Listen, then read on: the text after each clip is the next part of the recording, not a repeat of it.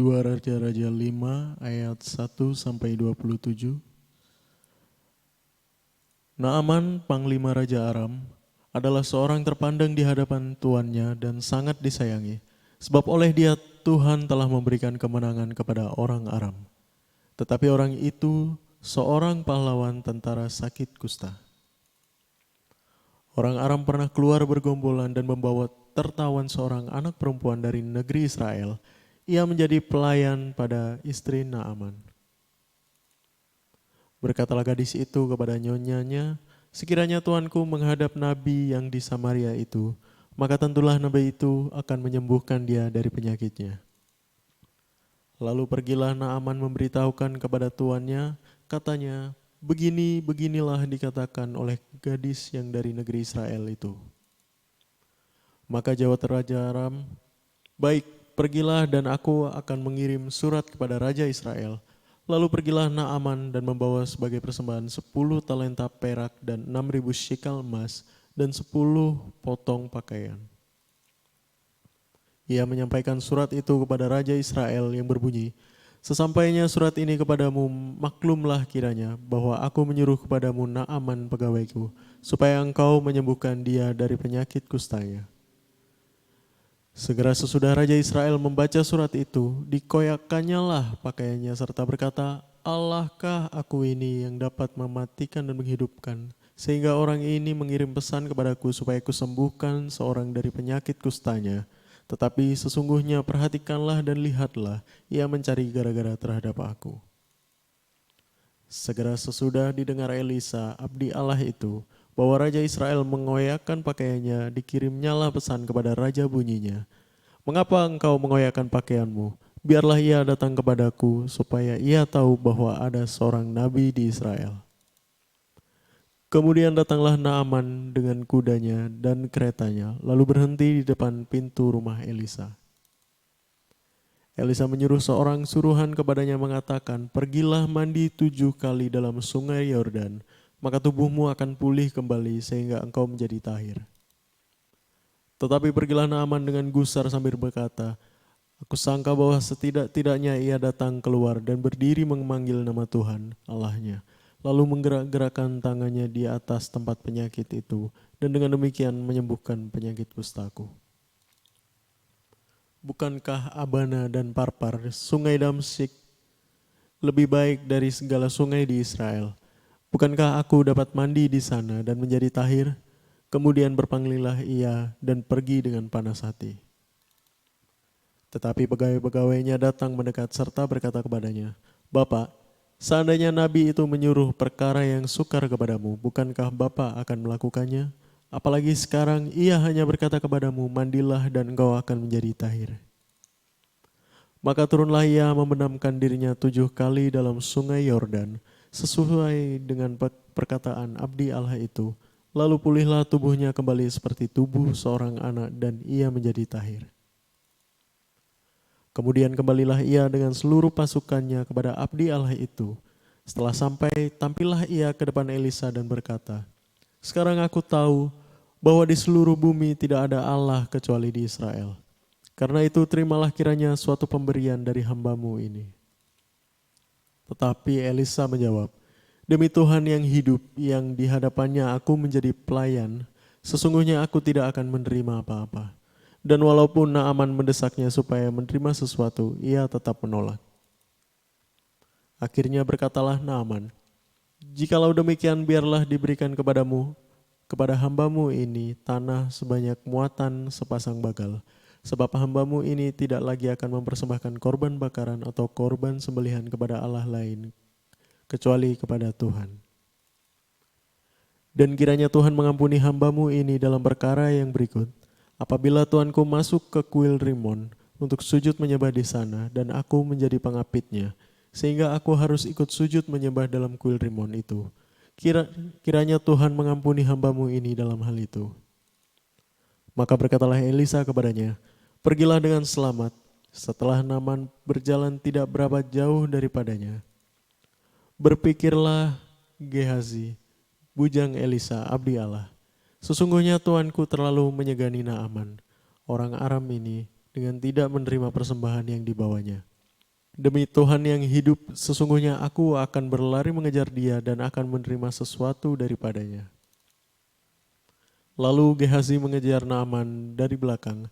Ketika Naaman melihat ada orang berlari-lari mengejarnya, turunlah ia dengan segera dari atas kereta untuk mendapatkan dia dan berkata, "Selamat." Jawabnya, "Selamat, Tuanku Elisa menyuruh aku mengatakan, baru saja datang kepadaku 2 orang muda dari pegunungan Efraim dari antara rombongan Nabi. Baiklah berikan kepada mereka setalenta perak dan 2 potong pakaian." Naaman berkata, "Silakan ambillah 2 talenta." Naaman mendesak dia dan membungkus 2 talenta perak dalam 2 pundi-pundi dan 2 potong pakaian, lalu memberikannya kepada 2 bujangnya. Mereka ini mengangkut semuanya di depan Gehazi. Setelah mereka sampai ke bukit, disambutnyalah dari tangan mereka, disimpannya di rumah dan disuruhnya kedua orang itu pergi, maka pergilah mereka. Baru saja Gehazi masuk dan tampil ke depan tuannya, berkatalah Elisa kepadanya, "Dari mana Gehazi? Hambamu ini tidak pergi kemana-mana." Tetapi kata Elisa kepadanya, "Bukankah hatiku ikut pergi ketika orang itu turun dari atas keretanya mendapatkan engkau? Maka sekarang engkau telah menerima perak dan dengan itu dapat memperoleh kebun-kebun, kebun zaitun, kebun anggur, kambing domba, lembu sapi, budak laki-laki dan budak perempuan. Tetapi penyakit kusta Naaman akan melekat kepadamu dan kepada anak cucumu untuk selama-lamanya." Maka keluarlah Gehazi dari depannya dengan kena kusta putih seperti salju. Ya, shalom teman-teman semua. Kembali berjumpa siang ini dengan Leni, dengan saya, dengan tema yang masih sama, siapa manusia itu. Sudah pertemuan ketiga, minggu ketiga membahas tema ini. Ya, seperti yang sudah dibacakan, firman yang sudah dibacakan, kesempatan kali ini saya akan berbagi mengenai seorang yang sering mungkin sudah dibahas, yaitu Panglima Perang Naaman, ya kan. Yang tadi sudah dibacakan oleh Saudara Ferdi, apa sih yang mau dibahas dari seorang Naaman ini? Yang dikenal bahwa dalam proses kehidupannya dia diajar oleh Tuhan tentang yang namanya kerendah hatian, ya kan. Diajar untuk rendah hati, maka dia dapat menerima pemulihan yang dari Tuhan. Kita akan belajar lebih dalam lagi, nanti kita akan baca ayat per ayat, apa sih yang didapat dari ayat yang kita baca nanti gitu. Saya akan mendasari dulu di pembukaan sebelum masuk ke Alkitab lebih dalam. Manusia itu siapa sih gitu loh. Kalau di awal pertemuan pertama kita tahu bahwa manusia itu diciptakan Tuhan itu spesial, khusus. Kita itu berharga di mata Tuhan. Kita itu berbeda dengan makhluk ciptaan Tuhan lainnya. Kita itu seorang manusia yang diciptakan, yang membedakan dengan ciptaan lainnya adalah kita memiliki pikiran, kita memiliki perasaan, ya kan, kehendak. Itu semua satu paket di dalam diri kita, gitu, yang berbeda dengan ciptaan lainnya. Itu untuk gambaran manusia, penciptaan manusia seperti apa kita sudah bahas di part pertama, gitu. Dan di part kedua kemarin kita bahas banyak, ya kan, bagaimana seorang manusia itu, siapa sih manusia itu gitu loh. Banyak hal yang kita sudah bahas sampai di part kedua kemarin gitu kan. Kita melihat bagaimana seorang manusia itu selalu, setiap kita, setiap manusia yang diciptakan Tuhan memiliki sisi gelap, black hole di dalam diri kita yang kita bawa kemana-mana. Selalu ada di dalam diri kita. Tetapi bagaimana cara kita mengelolanya, bagaimana kita cara supaya lubang masa lalu kita, kegelapan kita itu tidak menyeret kita untuk masuk ke hal yang sama. Apa yang harus kita kerjakan? Sudah kita bahas di kedua kemarin, minggu lalu. Nah, di part ketiga ini, setiap manusia yang saya katakan tadi, kita itu berbeda dengan ciptaan lain. Kita punya pikiran, kita punya perasaan, kita punya kehendak, Kita punya emosi di dalam diri kita ketika sesuatu yang tidak sesuai dengan keinginan kita itu terjadi dalam kehidupan kita. Tetapi di setiap manusia ada yang namanya, kalau kita ngomong perasaan nih, ada yang namanya gengsi, teman-teman. Setiap manusia itu ada. Apa sih gengsi itu gitu? Kalau kita lihat di Kamus Besar Bahasa Indonesia, gengsi itu apa sih? Gengsi itu adalah harga diri. Harga diri itu seperti apa sih? Kalau kita mau ngomong bahasa Indonesia yang baku, itu sebuah martabat, kan dikatakan ya, martabat dari seseorang. Kita itu punya harga diri. Jadi kalau kita disenggol masalah apa, kita itu bisa tersinggung, kita bisa tidak terima. Itu tuh yang nyenggol itu adalah yang namanya itu harga diri kita. Setiap kita itu punya itu. Dan ya memang harus punya itu. Setiap kita itu harus punya yang namanya gengsi, teman-teman. Jadi bukan berarti ketika kita ngomong gengsi itu, wah langsung eh, pemikiran kita, langsung tujuan kita, arah kita, pikiran kita itu pada hal-hal yang negatif. Enggak, teman-teman. Setiap kita, setiap manusia, siapa manusia itu adalah sebuah ciptaan Tuhan, bagian dari ciptaan Tuhan yang memiliki yang dikatakan gengsi, yang punya harga diri. Kita belajar banyak dari kisah Naaman pada siang hari ini. Siapa sih Naaman? Kita baca di ayat pertama ya, kita mulai masuk dalam firman Tuhan. Naaman, panglima Raja Aram, adalah seorang terpandang di hadapan tuannya dan sangat disayangi, sebab oleh dia Tuhan telah memberikan kemenangan kepada orang Aram. Tetapi orang itu seorang pahlawan tentara sakit kusta. Dikatakan bahwa Naaman ini tuh panglima Raja Aram. Seorang yang terpandang di hadapan tuannya, dia dipercayakan banyak hal oleh Raja Aram. Dan sangat disayangi. Sebab oleh dia, Tuhan huruf besar ya ini, Tuhan telah memberikan kemenangan kepada orang Aram. Teman-teman, ada ketika saya baca sekilas, wah berarti ini tuh ada dua kubu nih antara bangsa Israel dengan Raja Aram. Kita nanti baca terus kenapa sampai Raja Israel pun merasa tersinggung ketika si Naaman ini diutus ke Israel untuk mendapatkan kesembuhan. Berarti ini itu perang, keadaannya itu tidak baik-baik saja.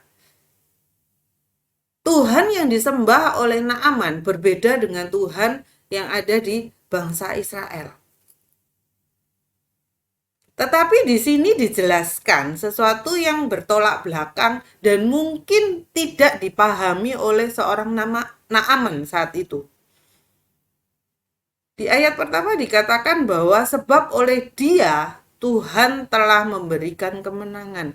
Jadi kita itu perlu garis bawahi bahwa seluruh kemenangan yang kita peroleh, baik kita mengenal Tuhan ataupun tidak mengenal Tuhan, itu tuh asalnya itu sumbernya dari atas. Sumbernya itu dari Tuhan. Dari Gusti. Itu kita tidak bisa menyangkali itu. Masalah perbedaan untuk perbedaan Tuhan segala macam, siapa yang kita sembah, kita itu tidak usah mempermasalahkan itu dulu. Tetapi poinnya yang dijelaskan di ayat pertama ini bahwa Tuhanlah yang menitipkan kepercayaan kepada Naaman untuk memimpin pasukannya dari Raja Aram ini memenangkan setiap pertempuran. Sehingga Naaman itu menjadi seorang yang sangat dihargai, sangat disayangi, sangat dikasihi, sangat dipercaya. Sampai di titik dia itu terpandang. Seorang yang terpandang di hadapan tuannya. Seorang yang dipandang, terpandang di hadapan tuannya. Apakah dia juga terpandang di hadapan rakyat-rakyatnya? Itu yang akan kita pelajari ini nanti gitu loh. Dia bisa terpandang di hadapan tuannya. Dan dia pun dititipi yang namanya sakit kusta, teman-teman. Teman-teman kalau belajar di perjanjian lama, sakit kusta itu kalau di bangsa Israel itu sakit yang melambangkan dosa. Kalau sakit kusta itu harus dikucilkan, nggak bisa gabung sama-sama. Tapi tidak terjadi dengan Naaman. Kenapa bisa seperti itu? Dia tidak hidup di bangsa Israel, dia hidup di bersama dengan Raja Aram. Dia dilindungi oleh Raja Aram. Ayat kedua, kita masuk ayat kedua. Orang Aram pernah keluar bergerombolan dan membawa tertawan seorang anak perempuan dari negeri Israel. Ia menjadi pelayan pada istri Naaman. Next.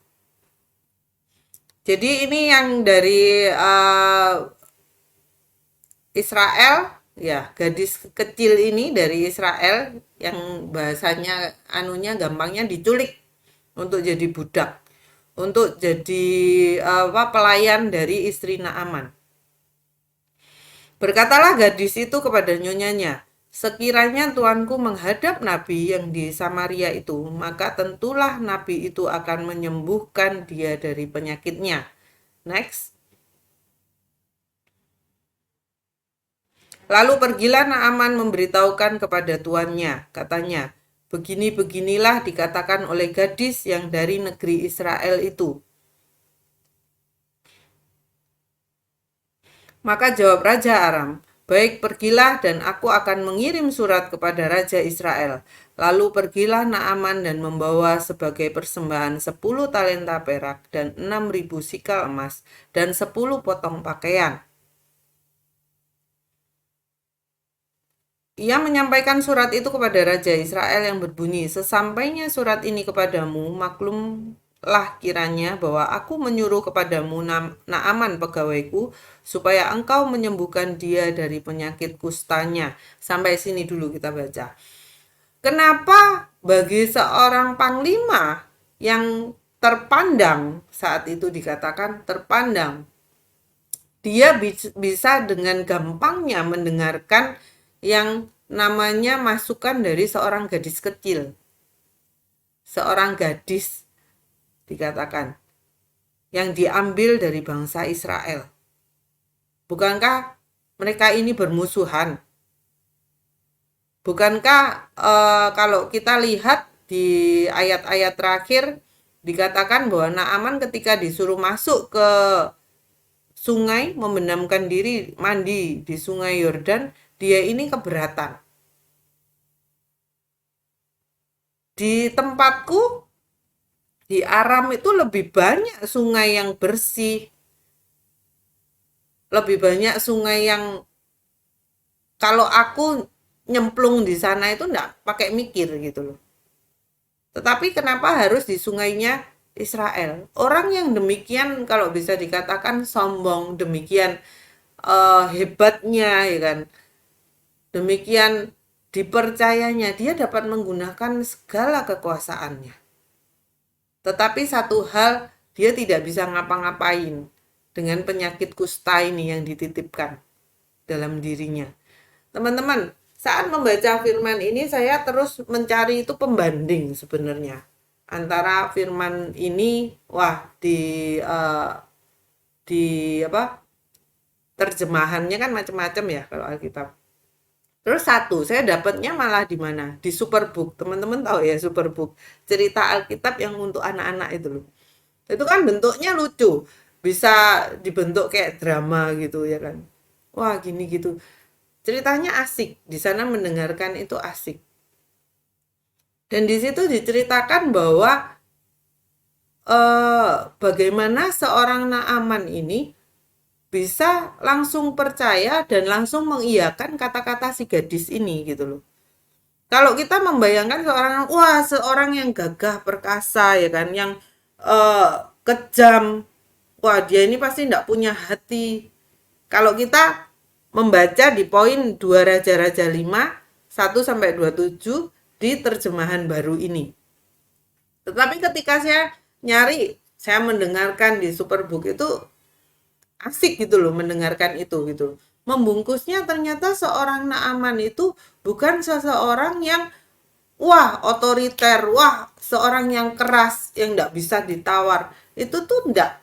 Gambaran seorang Naaman itu yang diceritakan di sana itu berbeda sekali. Di sana dikatakan bahwa ya udah, ayo kita coba. Yang dikatakan oleh gadis kecil ini, kita nyoba pergi. Didampingi oleh si istrinya Naaman. Si istrinya Naaman ini ngomong, si gadis ini ngomong begini, begini, begini loh. Kenapa tidak dicoba? Bagaimana mungkin seorang Naaman yang dikatakan seorang yang bisa dibilang, wah stratanya tinggi nih, dibandingkan dengan budak ini, dibandingkan dengan pelayan. Bisa dengan gampangnya menerima masukan itu. Yang saya katakan, poin yang kedua, siapa sih manusia itu? Setiap manusia, yang tadi awal saya katakan kita itu punya gengsi. Dan yang kedua, setiap manusia itu dibekali dengan yang namanya rendah hati, teman-teman.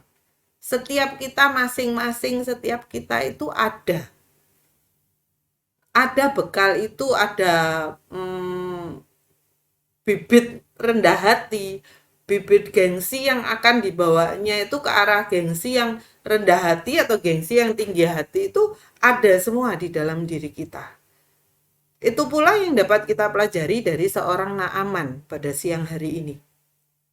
Dia mengikuti saran dari si gadis pelayan ini. Dia ngikut, oh ya udah, ayo kita berangkat. Dia minta izin kepada Raja Aram. Raja Aram mengirimkan surat kepada Raja Israel untuk menerima Naaman dan menyembuhkan Naaman. Kenapa saya katakan bahwa hubungan dua raja ini itu buruk?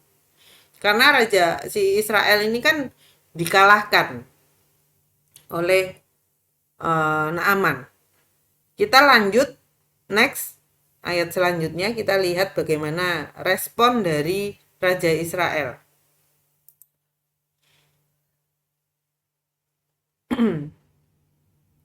Segera sesudah Raja Israel membaca surat itu, dikoyakkannyalah pakaiannya serta berkata, Allahkah aku ini yang dapat mematikan dan menghidupkan, sehingga orang ini mengirim pesan kepadaku supaya ku sembuhkan seorang dari penyakit kustanya.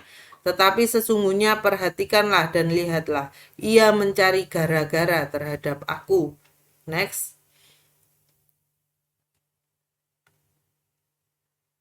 Segera sesudah didengar Elisa, abdi Allah itu, bahwa Raja Israel mengoyakkan pakaiannya, dikirimnyalah pesan kepada Raja. Bunyinya, mengapa engkau mengoyakkan pakaianmu? Biarlah ia datang kepadaku, supaya ia tahu bahwa ada seorang nabi di Israel. Jadi respon seorang Raja Israel saat itu bahwa, wah nyari gara-gara orang ini. Emangnya aku Tuhan disuruh nyembuhkan pelayannya, pegawainya? Emangnya aku ini yang bisa menentukan hidup mati seseorang? Nyindir orang ini. Aku itu punya apa? Dibilang hebat, kamu lebih hebat. Kamu dapat mengatasi segala sesuatunya. Apapun yang dikerjakan oleh seorang Naaman ini selalu mendapatkan kemenangan, dikatakan dari Tuhan.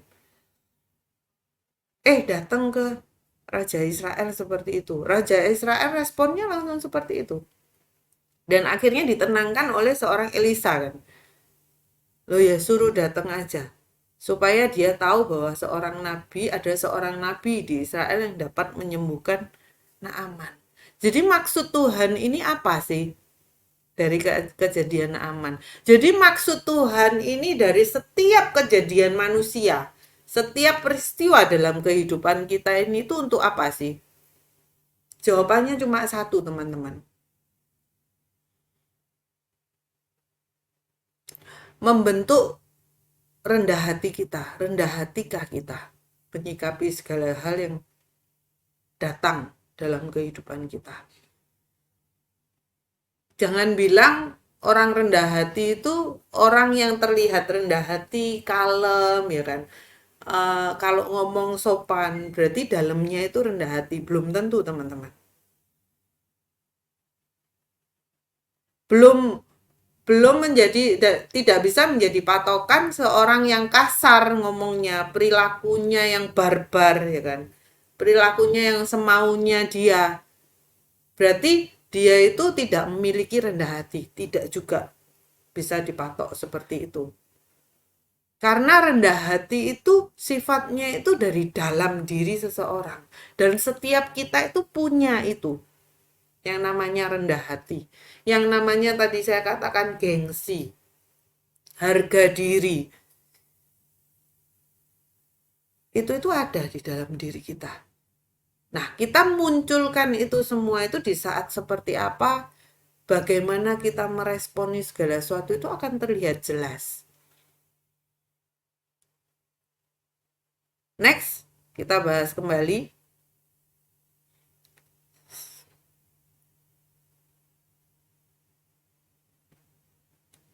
Ayat 7 ya.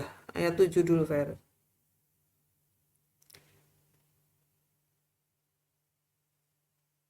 Oh ya, sudah. Ayat 8. Sorry. Segera sesudah didengar Elisa, abdi Allah itu, bahwa Raja Israel mengoyakkan pakaian, dikirimkannya pesan kepada Raja bunyinya, mengapa engkau mengoyakkan pakaianmu? Biarlah ia datang kepadaku supaya ia tahu bahwa ada seorang nabi di Israel. Untuk apa itu semua? Untuk apa setiap proses yang dialami oleh Naaman? Hanya untuk membuktikan pada akhirnya Tuhan siapa yang benar? Tuhannya Naaman kah? Atau Tuhan dari Elisa? Jadi apapun yang kita kerjakan, apapun yang kita alami, apapun yang sedang kita hadapi, teman-teman, respon kita, buah dari pekerjaan kita, itu akan mencerminkan siapa sih Tuhan kita. Jadi percuma ketika kita itu mau sibuk pelayanan di luar, kita mau membahas firman, mau ngajar firman seperti ini, sejam 2 jam, setiap minggu kita isi kegiatan kita dengan hal-hal rohani. Tetapi endingnya itu dilihat, itu apa yang dilihat? Buahnya kita. Endingnya orang itu bisa menilai struggle-nya kita dalam kehidupan itu karena Tuhan atau karena Tuhan huruf besar atau karena Tuhan huruf kecil. Karena tipis, teman-teman. Ketika kita itu dibawa naik ke atas, pekerjaan kita dibawa naik ke atas, pelayanan kita juga aman, nyaman, tentram sepertinya. Tetapi ada kegagalan di rumah tangga. Tetapi ada kegagalan di anak kita.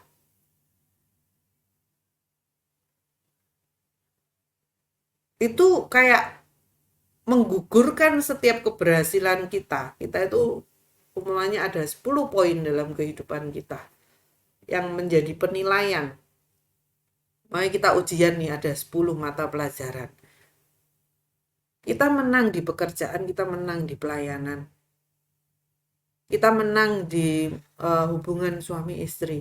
Tetapi kita gagal untuk mendidik anak-anak kita. Yang 3 ini tidak ada artinya, teman-teman. Kita menang di pekerjaan, pelayanan, suami, istri, anak, kita menang. Kita kalah di penyakit. Kita sakit-sakitan, seperti Naaman. Dia kusta. Tidak ada yang bisa menyembuhkan, teman-teman. Buat apa dia itu menjadi seorang panglima? Tapi dia seperti seorang zombie. Badannya itu kayak zombie. Kalau digambarkan di Superbook itu seperti itu, kayak zombie, teman-teman. Kusta.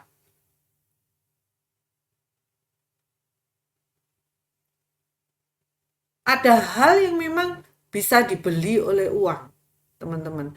Ada hal yang bisa kita atasi dengan jabatan kita, kesuksesan kita, Tuhan.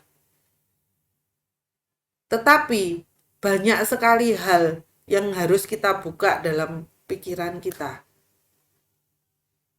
Yang kita itu tidak bisa digantikan dengan kehadiran Tuhan dalam hidup kita.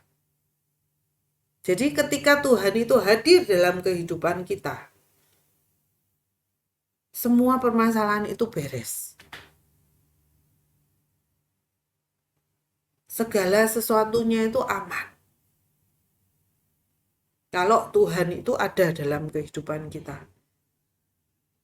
Nah, kita lihat dari Naaman sekarang, dia dapat kejayaan itu. Dia dapat istri yang baik.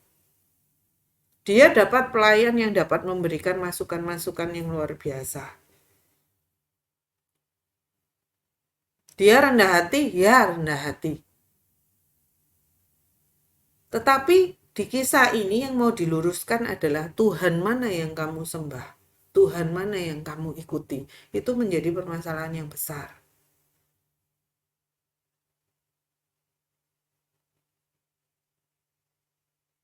Kemudian next kita lihat ayat 9.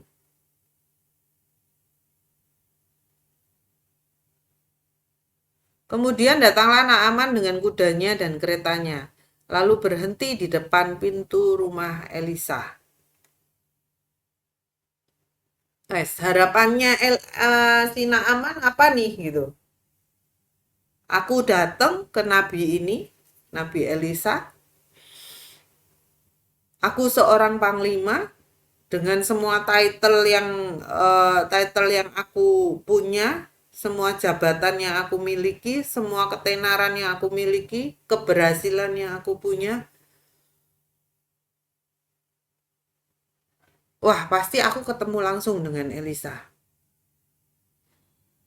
Nabi yang akan menyembuhkan aku. Apa yang terjadi?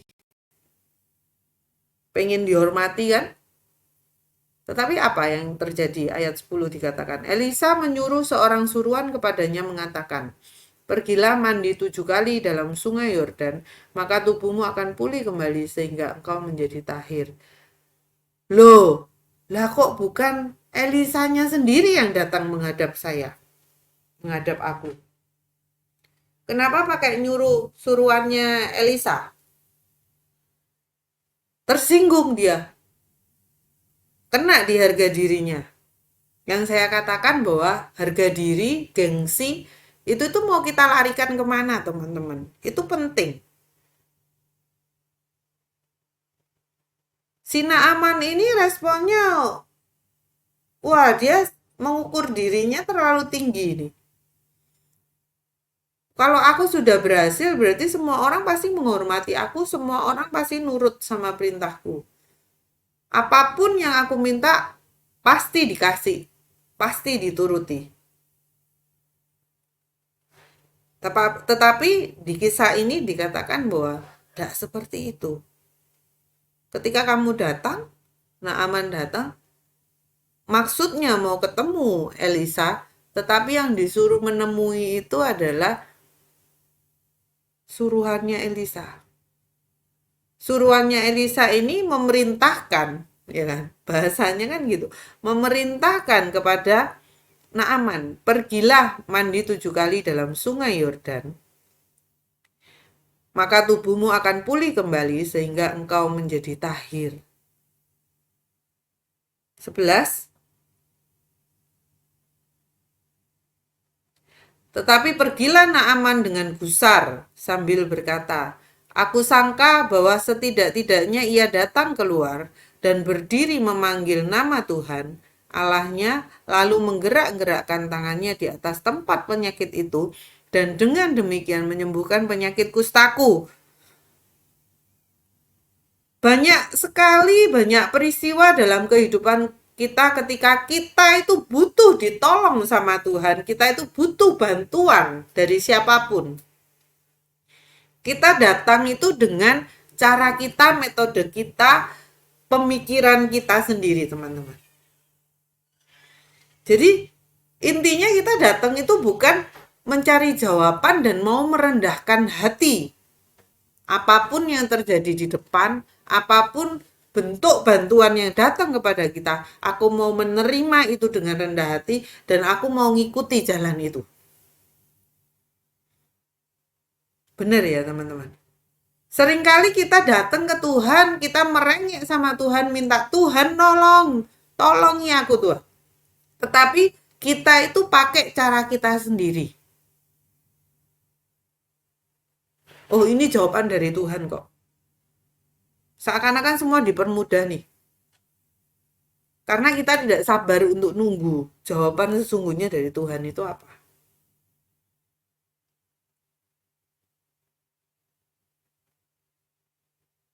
Jadi kita itu menanyakan sebuah jawaban yang kita itu sudah membawa jawaban itu gitu loh. Lah buat apa? Berulang kali saya katakan ke teman-teman ketika kita datang ke persekutuan doa, ketika kita datang untuk mendengarkan khotbah, ketika kita datang untuk melayani, jadilah mangkok yang kosong, jadilah gelas kosong. Karena kita yang butuh diisi, kita yang perlu jawaban, kita yang butuh Tuhan, bukan Tuhan yang butuh kita. Tetapi ketika kita sudah datang ke Tuhan dengan jawaban-jawaban dari kita sendiri. Pernah satu peristiwa saya bertemu seorang pelayan Tuhan, luar biasa dipakai Tuhan. Luar biasa imannya. Tetapi menjadi tidak luar biasa karena ketika teguran itu datang, ketika koreksi itu datang, dia selalu punya jawaban. Intinya, ya tidak pernah salah. Dia menjadi manusia yang Superman. Tidak pernah salah. Setiap ditegur A selalu ada jawabannya. Loh, enggak, seperti ini. Posisinya seperti ini. Kita buka semua salahnya, selalu ada jawabannya. Buat apa kamu datang ke kita? Buat apa kamu datang ke Tuhan? Buat apa kamu itu mencari jawaban Tuhan? Butuh ditolong dengan komunitas, gereja, atau apapun. Tapi kita sendiri itu sudah ngatur. Jalannya itu harus seperti ini loh.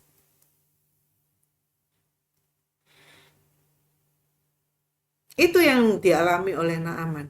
Dia mikir ketika dia datang kepada seorang nabi Tuhan yang akan menyembuhkan dia, wah paling caranya itu dia akan datang mendoakan bagian yang sakit itu ditumpangi tangan, ya kan?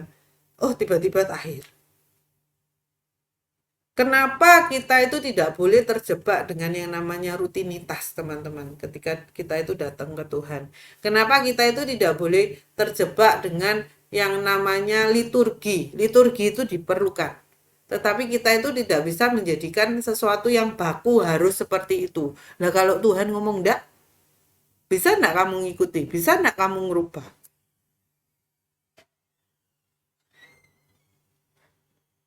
Jadi lihatlah segala sesuatu, pandanglah segala sesuatu di luar dari kebiasaan kita.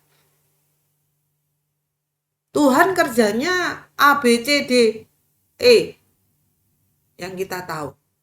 Kita kan belum pernah mengalami yang namanya E, lanjutan F, G, H, sampai Z. Setiap kita itu dibangun dari setiap pengalaman demi pengalaman berjalan bersama Tuhan. Kita sudah mengalami posisi A, B, C, D. Ya kita akan terus bertumbuh itu. Kita tahu memperlengkapi pengetahuan kita, pengenalan kita akan Tuhan. Yaitulah perjalanan hidup kekristenan kita. Perjalanan hidup kita itu menjadi manusia yang sadar. Manusia itu manusia apa sih kita ini? Siapa sih kita ini? Kita manusia, ya kita diciptakan sempurna, dikatakan segambar serupa dengan Tuhan, diberi nafas kehidupan Tuhan. Oh, sempurna berarti kita. Kita manusia yang baik. Tetapi ketika Adam dan Hawa jatuh, ada yang dikatakan kita gandol dosa itu. Yang minggu lalu saya katakan bahwa si Daud ngomong bahwa dari kandungan ibuku sudah berdosa. Dalam pelanggaran aku itu dikandung oleh ibuku. Kita juga harus menyadari sesempurna apakah kita. Karena ada kutuk yang harus kita kerjakan. Kutuk bagi wanita yang hamil penuh dengan kesakitan melahirkan anak, ada pria yang harus berpeluh bekerja menjadi kepala. Loh, semua itu patok-patok yang ya harus kita kerjakan. Nggak bisa kita tepiskan bahwa setiap kita itu punya dosa. Kalau bahasanya dosa tersembunyi, karena nggak semua orang itu mau buka kelemahannya, nggak semua orang itu mau buka masa lalunya itu sekelam apa. Tetapi yang terlebih penting kita menyadari bahwa dosa itu ada dalam diri kita. Masa lalu itu ada dalam diri kita. Dan di hari ini, siang ini, kita belajar lagi. Manusia ini memiliki gengsi. Setiap kita itu punya gengsi. Gengsi yang membawa kita ke arah mana nih? Rendah hati atau tinggi hati nih? Kita belajar dari seorang Naaman. Dia gusar, dikatakan. Dia berkata bahwa, loh, tak pikir itu ketika aku datang ke kamu, aku akan dibegini, begini, dan aku itu sembuh. Next, ayat 12. Nih, dia katakan, bukankah Abana dan Parpar, sungai-sungai Damsik di tempat dia, lebih baik dari segala sungai di Israel? Bukankah aku dapat mandi di sana dan menjadi tahir? Kemudian berpalinglah ia dan pergi dengan panas hati. Rada kurang nih berarti Naaman ya kan. Panas hati. Kalau panas hati kan selalu inget kain ya. Jadi di sini dikatakan dia membandingkan dengan keadaannya yang semula. Keadaan di mana kamu berasal ini loh. Dia membandingkan dengan posisi nyamannya dia itu loh. Kalau di tempatnya dia sungainya lebih bagus, lebih cantik, terawat mungkin. Jadi kalau aku mau masuk pun enggak jijik gitu. Tapi kenapa harus sungai di Israel? Kenapa harus Yordan?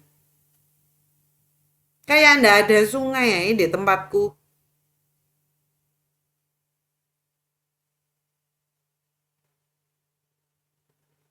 Jadi di situ dikatakan bahwa ketika si Naaman ini selalu berpatokan dengan caranya, berpatokan dengan kenyamanannya, dia tidak mungkin bisa dipulihkan, teman-teman.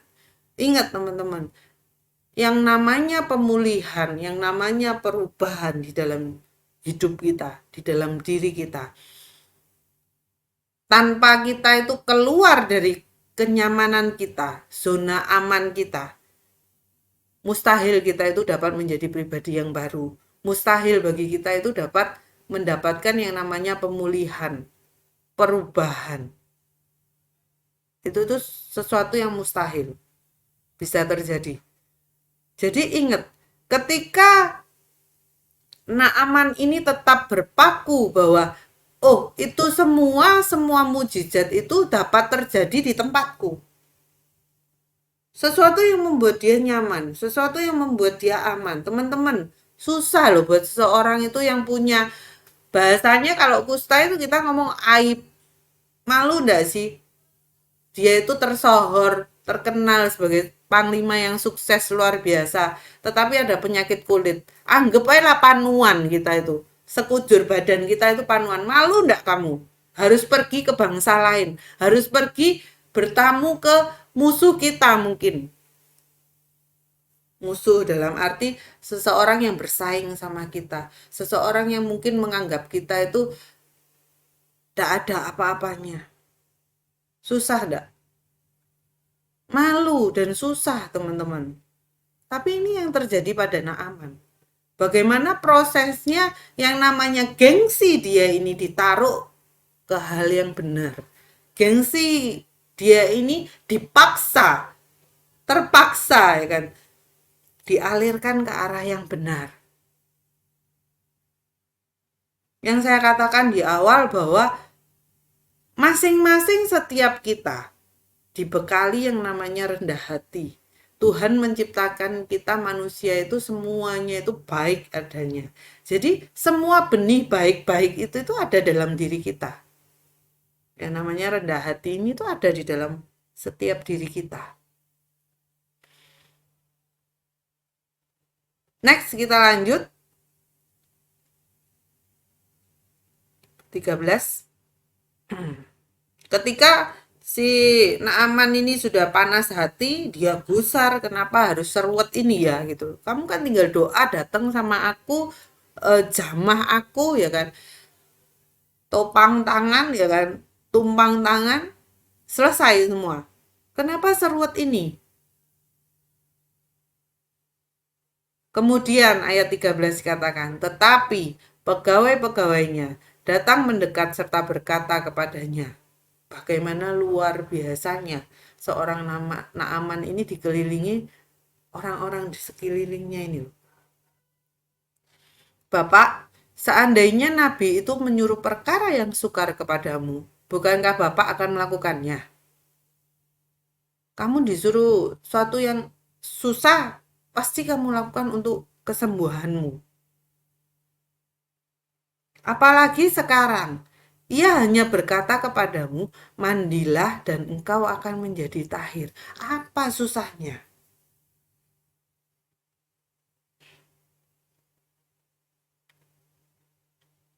Apa susahnya kita itu rendah hati?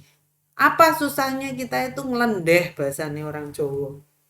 Apa susahnya kita itu ya sudahlah, nerimo.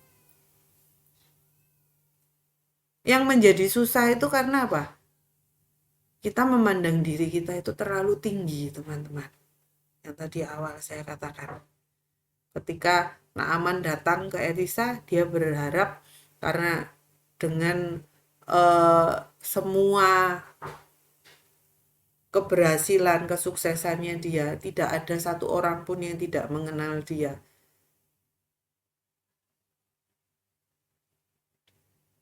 Tapi di sisi itu, dia seperti tidak ada harganya.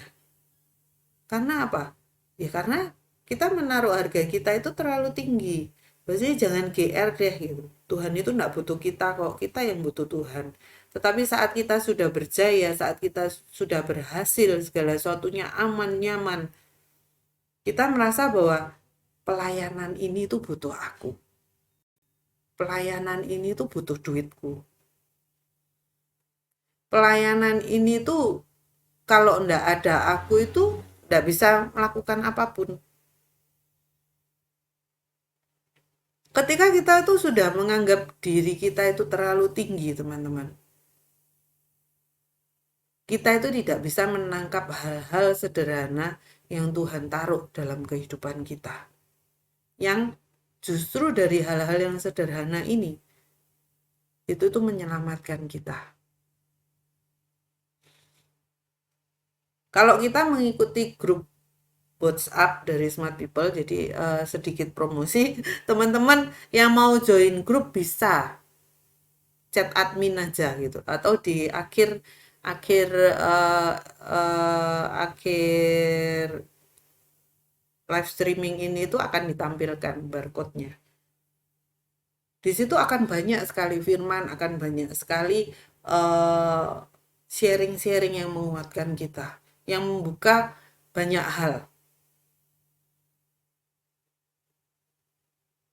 dalam perjalanan kita itu ngikut Tuhan. Jadi ketika kita itu sudah ada di puncak kejayaan kita, hati-hati teman-teman. Membuat kita itu susah untuk melihat hal-hal yang sederhana, yang sebenarnya Tuhan maukan itu dari diri setiap anak-anaknya. Kita terpaku dengan sesuatu yang wow, kita terpaku dengan sesuatu yang wah, sampai kita melupakan bahwa yang sederhana-sederhana ini justru yang menyelamatkan. Sebagai pembanding saja teman-teman. Teman-teman ingat ya, kita nggak usah baca deh, nanti habis waktunya ya kan.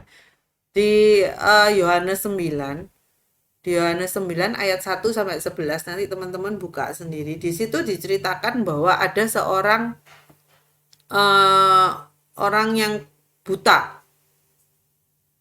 Nah, kemudian kesembuhan seperti apa yang dilakukan oleh Tuhan Yesus? Tuhan Yesus menyembuhkan orang buta, perikopnya kan. Dia itu ngeludah, ke tanah, tanahnya diobok-obok, ya kan. Habis itu dioleskan ke mata orang buta itu. Kemudian orang buta itu disuruh untuk membasuh dirinya ke kolam Siloam. Segampang itu, semudah itu. Ketika kita berpikiran sederhana seperti orang buta ini, ya nurut aja. Oh ya wis, gilani gak? Ya gilani, gilo ndak, jijiki ndak? Jijik lah, tapi ndak mikir apa-apa. Orang yang sederhana akan meresponi segala sesuatunya dengan sederhana. Yang namanya sederhana itu ndak ada hubungannya dengan berapa banyak kekayaanmu. Hati yang sederhana itu ndak ada hubungannya sudah seberapa jaya perusahaanmu. Sudah seberapa tenar kamu dikenal sebagai hamba Tuhan. Itu ndak ada hubungannya, teman-teman. Hati yang sederhana itu ada di dalam diri kita. Kita mau dibawa setenar apa, sejaya apa, sesukses apa. Yang namanya hati sederhana, kita itu tetap dapat menilai segala sesuatunya dengan cara yang sederhana juga.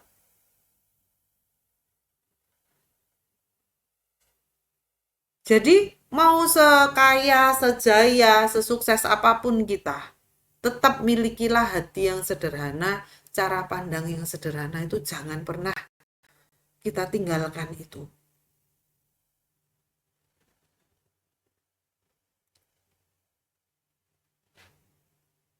Sempat membaca sharing di grup WA bahwa bosen mendengarkan eh, khotbah-khotbah, sharing-sharing dari hamba Tuhan yang terkenal, yang sudah ada nama, terus mendengarkan kesuksesan dari tokoh ini, tokoh itu gitu loh. Dan akhirnya ngambil jalur untuk lebih enak untuk mendengarkan orang-orang yang belum dikenal. Searching, kita searching di YouTube itu banyak sekali khotbah, banyak sekali kisah-kisah menginspirasi kita gitu. Gampang sekali. Tetapi justru dari pengalaman-pengalaman hidup yang sederhana, dan itu pun terjadi pada saya, teman-teman. Ketika saya mendengarkan sharing dari teman-teman, kita ada program yang namanya Street Justice. Itu pengalaman-pengalaman yang sederhana, teman-teman, yang diceritakan, yang sehari-hari kita hadapi, sehari-hari kita alami. Tetapi justru dari kesaksian-kesaksian itu kita dapat banyak hal. Justru dari khotbah teman-teman yang mungkin tidak sejaya pengkhotbah yang lain, tidak membahana, ya kan. Kesaksiannya bukan wah mujizat, orang buta disembuhkan, ya kan. Orang lumpuh berjalan. Tetapi justru dari hal-hal yang sederhana itu kita justru mendapatkan banyak jawaban. Jadi yuk teman-teman jangan terpaku ketika kita sudah berhasil, wah kita terus maunya itu melihat segala sesuatu itu dari atas saja. Jangan lupa untuk turun ke bawah, teman-teman. Jangan lupa untuk terus membumi. Karena di situ itu kamu akan melihat banyak hal. Beda dengan yang ada di atas. Kalau di awan-awan, apa yang mau kamu lihat? Yang kamu lihat adalah awan, kan? Yang kamu lihat adalah burung-burung di udara, matahari, bulan. Bayangkan kalau kita itu lagi terbang nih di atas. Hal-hal itu yang bisa kita lihat dan kita temui, yang kita bisa rasakan di atas. Tapi jangan lupa untuk turun ke bawah. Di bawah itu lebih banyak pengalamannya, lebih banyak hal-hal yang harus kita pelajari. Lebih banyak kita temukan gesekan, mengenal satu dengan yang lain, membangun bersama-sama. Kita dibentuk dengan yang namanya rendah hati itu setiap saat, setiap waktu. Jangan lupa untuk selalu membumi, teman-teman. Seperti kisah Naaman, kita lanjutkan di ayat selanjutnya. Kalau dia tetap berpaku pada gusarnya hati, panasnya hati, dia tidak akan melangkah dan memperoleh kesembuhan. Tetapi di ayat selanjutnya dikatakan, ketika si pengawal memberikan masukan dan dia mendengarkan itu. Jadi teman-teman sadari bahwa setiap kita itu rendah hati kok. Setiap kita itu punya gengsi kok. Setiap kita itu punya dosa kok, punya masa lalu kok. Kita itu semua sama. Diciptakan, manusia itu diciptakan sama Tuhan. Sampai akhirnya Naaman membuat keputusan mendengarkan sekelilingnya. Teman-teman, kita harus ingat, ketika kita itu sedang susah, ketika kita itu belum menjadi apa-apa, kita dengar apa kata gembala kita. Kita dengar apa kata kakak rohani kita mungkin. Seseorang yang bisa mendampingi kita, seseorang yang mengikuti perjalanan kehidupan kita. Dari awal sampai titik sekarang, saya tidak katakan sampai akhir, sampai titik sekarang, masihkah kita mendengarkan suara yang sama? Atau ketika kita sudah dibawa tinggi naik ke atas, kita tepiskan suara itu. Itu terlalu sederhana buat saya. Aku maunya kayak gini loh. Tidak bisa teman-teman. Saya tadi mendengarkan kembali Mystery of Life dari Abraham 4 ke 38 kalau nggak salah, 38 atau 39. Dikatakan apa yang dikerjakan oleh Abraham. Kenapa sampai akhirnya dikatakan dia bapak orang beriman? Perjalanan kehidupannya, dia itu imannya dia itu tetap sama Tuhan. Di tengah kesalahan jatuh bangunnya dia bersama istri ya kan. Tapi sampai pada akhirnya dikatakan bahwa Abraham pun menurunkan contoh kepada bujangnya. Bujangnya berdoa atas nama Tuhan dari tuanku, dikatakan. Teman-teman dengar sendiri deh. Mystery of Life Abraham 4:38. Bagaimana sikap hidup Abraham, sikap iman Abraham bahwa dari awal sampai akhir itu tetap sama, tertujunya pada Tuhan. Ketika dia mendengarkan suara Tuhan huruf besar, ya Tuhan itu yang terus dia pegang. Gak boleh menikah di luar bangsaku, ya itu yang dia pegang.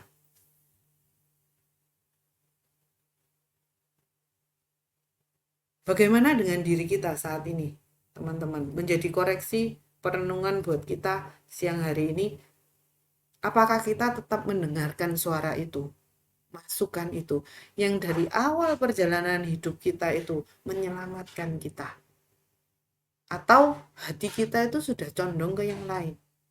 Ternyata suara itu lebih bagus deh, lebih klik sama saya. Kalau ini bisa saya terima deh, masuk akal ya kan.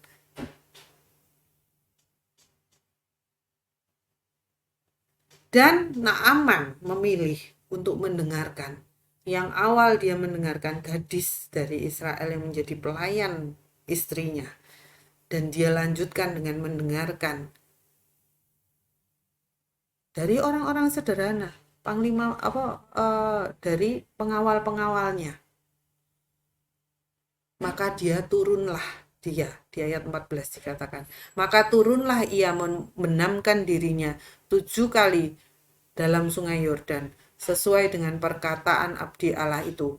Lalu pulihlah tubuhnya kembali seperti tubuh seorang anak, dan ia menjadi tahir. Next, waktu tinggal sedikit sekali. Next, 15.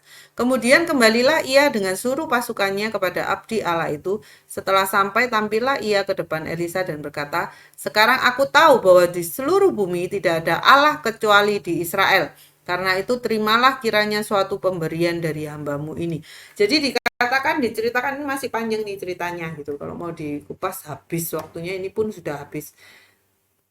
sampai titik akhir tujuannya Tuhan itu apa sih? Supaya Naaman itu mengerti Tuhan mana yang selama ini itu menjagai dia. Tuhan mana yang selama itu memberi kemenangan kepada dia melalui Elisa. Detik sekarang ini saya akan membangun, bahasa keren saya sendiri ya, membangun rumah ibadah. Dan hanya boleh menyembah Tuhannya Elisa. Di poin itu loh. Tetapi diperlukan perjalanan yang panjang yang menekan gengsi kita, menekan gengsi Naaman, menekan harga diri kita sebagai seorang manusia. Menyatakan diri kita bahwa kita itu punya rendah hati itu. Kita itu punya gengsi yang bisa dialirkan ke arah yang tepat. Jadi siang hari ini kembali kepada teman-teman, bagaimana kita mau meresponi segala hal yang terjadi dalam kehidupan kita, dan masihkah kita meresponi sekeliling kita yang kita anggap sederhana. Padahal posisi kita itu saat ini kita nilai kita itu sudah tidak sederhana loh. Tapi tetaplah menjadi sederhana dalam pemikiran kita, dalam tindakan kita, dalam hati kita. Karena itu mungkin yang diinginkan Tuhan atas diri kita. Itu saja teman-teman. Tuhan Yesus memberkati. Shalom.